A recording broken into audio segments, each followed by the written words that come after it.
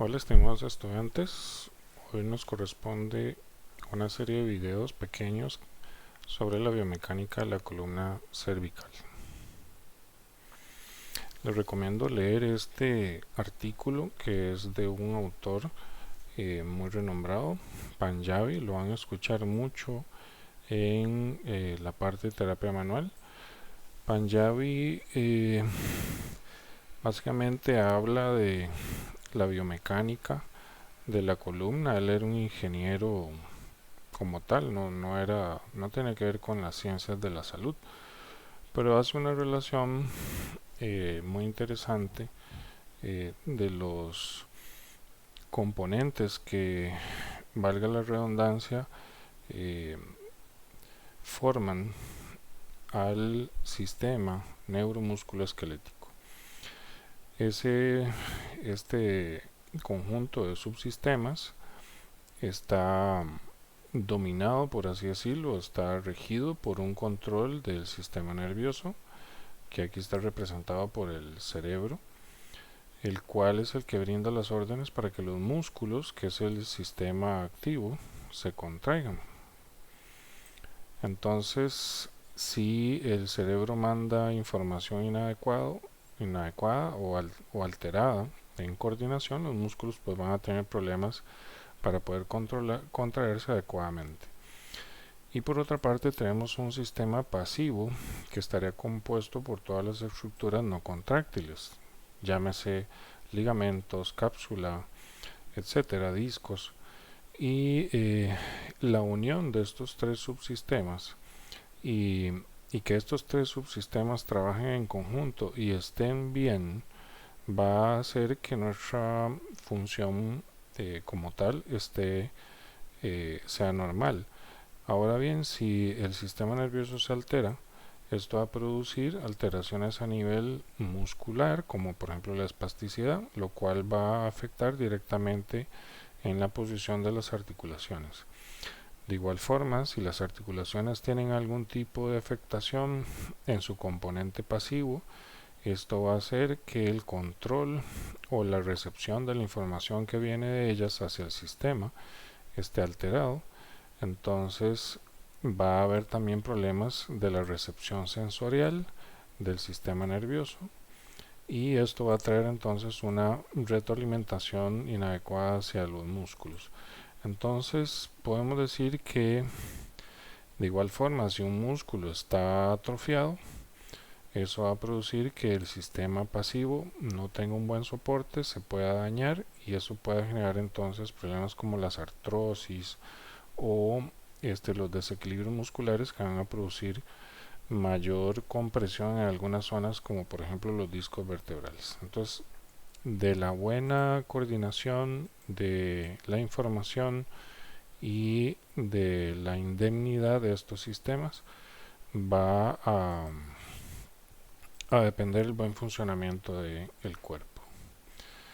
Panjay también nos habla del concepto de zona neutra. Entonces, en este ejemplo, donde vemos una copa con un balín o una bolincha, podríamos decir que si movemos un poco la copa, el balín se va a mover dentro de lo que él llamó zona neutra, que es un rango, digamos, eh, básico o de vida diaria, podríamos decir, en el cual nos movemos, que es menor que el rango de movimiento articular, que es el de toda la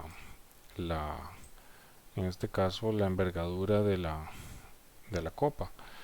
Vean el caso de que si la bolincha estuviera en un tazón, la zona neutra lógicamente va a ser más ancha, igual el rango de movimiento. Entonces, esto va a depender si la articulación es eh, eh, más ancha, más grande, como por ejemplo, o que tiene más rango de movimiento por la poca estabilidad que tiene, como el hombro, versus otra articulación que tiene mayor coaptación, como la articulación húmero radial.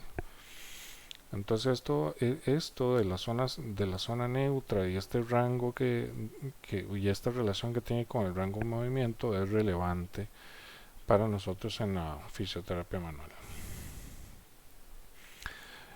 Como generalidades, recordemos que la columna tiene las tres curvas que eran importantes para cumplir algunas funciones como el soporte de peso, cumple un efecto de resorte, por ejemplo cuando saltamos o cuando caminamos, y pues se pueden alterar por las razones que ya ustedes conocen, como por ejemplo estar con la cabeza en flexión por mucho tiempo viendo el celular. Conforme nacemos, traemos solo la curva cifótica, y más o menos a los 3 meses, cuando el niño empieza a levantar la cabeza, empieza a formar la curva cervical. Conforme va pasando también a los 9, 12 meses, ya cuando gatea y se pone de pie, empieza a formar la curva lumbar. Esto que ven acá es un gráfico de los rangos de movimiento dependiendo del segmento vertebral al cual nos referimos. Por ejemplo, si ven acá en la flexoextensión, el segmento que más se mueve es L5, S1, muy similar a lo que sería C5, C6 a nivel cervical, o C0, C1, que sería el occipital con atlas. Si nos vamos a la inclinación lateral, vean ustedes que los segmentos que más se inclinan lateralmente están en este rango, y ahí tendríamos entonces a C3, C3, C5, C3, C4, C4, C5. Y los segmentos que más rotan, el que más rota, como vemos acá, es C1, C2.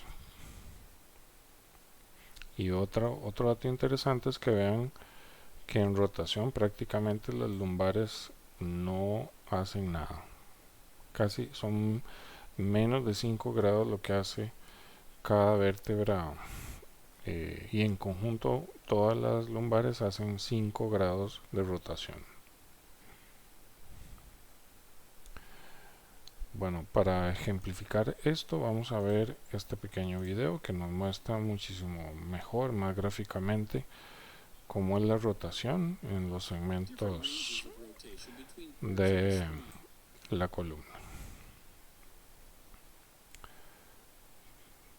Nótese, bueno, ahí tenemos el eje en el cuerpo vertebral, en la rotación lumbar nada más tendríamos 5 grados entre todas las lumbares. Si nos vamos a las torácicas, que están diseñadas para rotar, las torácicas tienen en conjunto 35 a 40 grados.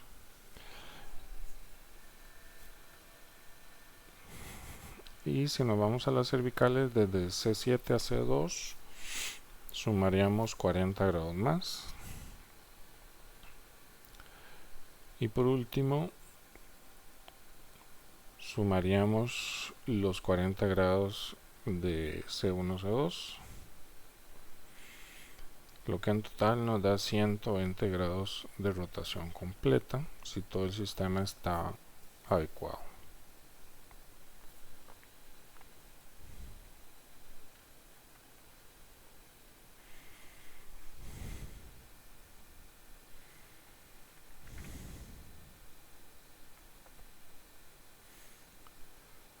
Muy bien. Viendo la anatomía de la columna cervical, bueno, aquí podemos ver algunas características interesantes, como por ejemplo que el cuerpo vertebral de las cervicales, o donde vemos acá, es convexo en la parte inferior y es cóncavo en la parte superior. Eso en la vista anterior.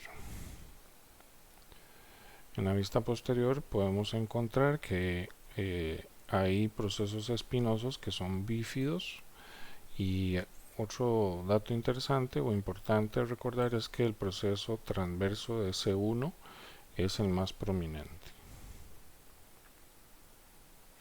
Si nos vamos por lateral, teníamos que el espinoso de C2 era el más fácil de palpar después de que veníamos de arriba para abajo palpando desde el occipital nos íbamos a topar fácilmente con este espinoso, que va a ser una guía. Y luego, si vamos contando 1, 2, 3, 4, 5, 6, la séptima cervical es la que generalmente tiene el espinoso también más fácil, aunque se podría confundir con el de T1 o a veces con el de C6.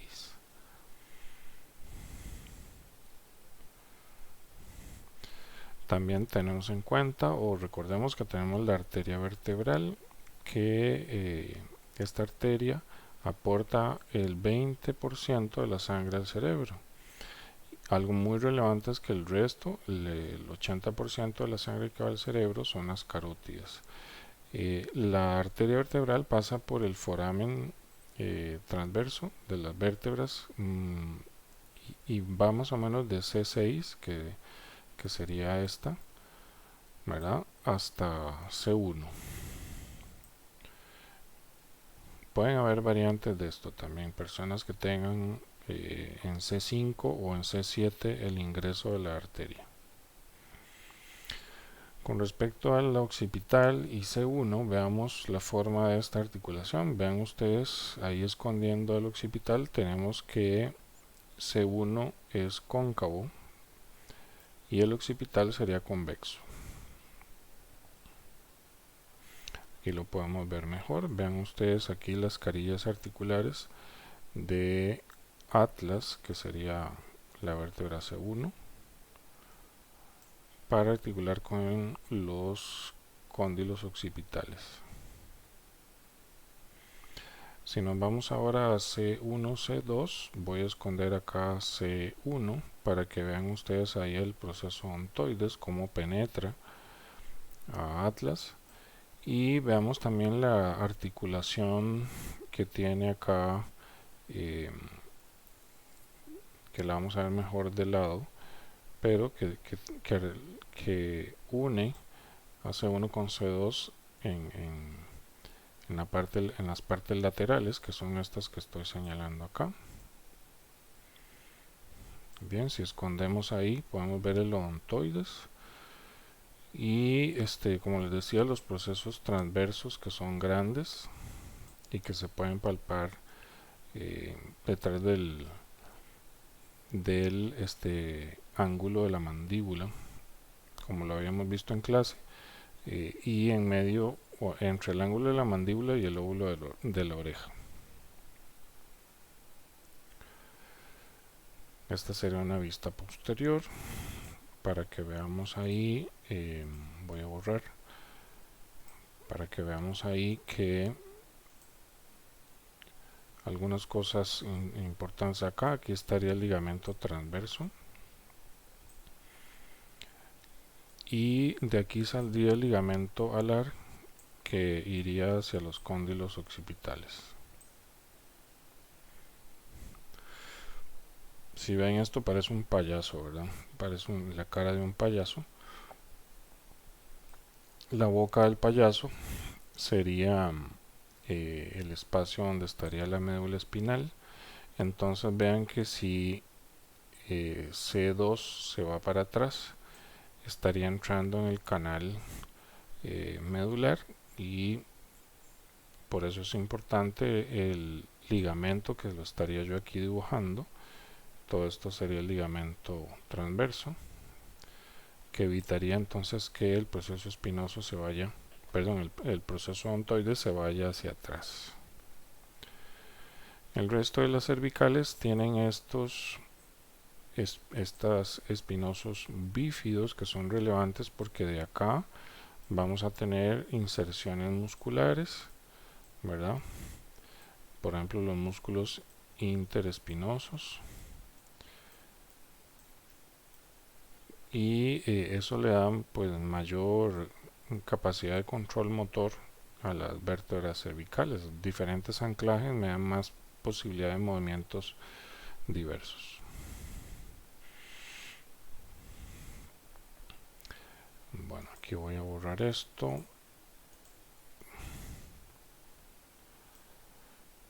Y bueno, esta sería una vértebra cervical tipo. Tal vez relevante del anterior es que puedan ver cómo son las facetas. Vean que las facetas están ubicadas en una angulación de 45 grados. 45 grados aproximadamente. Esto dependiendo de qué tanta lordosis, porque si la persona tiene mucha lordosis, pues esto se irá inclinando de acuerdo a la lordosis que tenga la persona. Pero en resumen podemos decir 45 grados.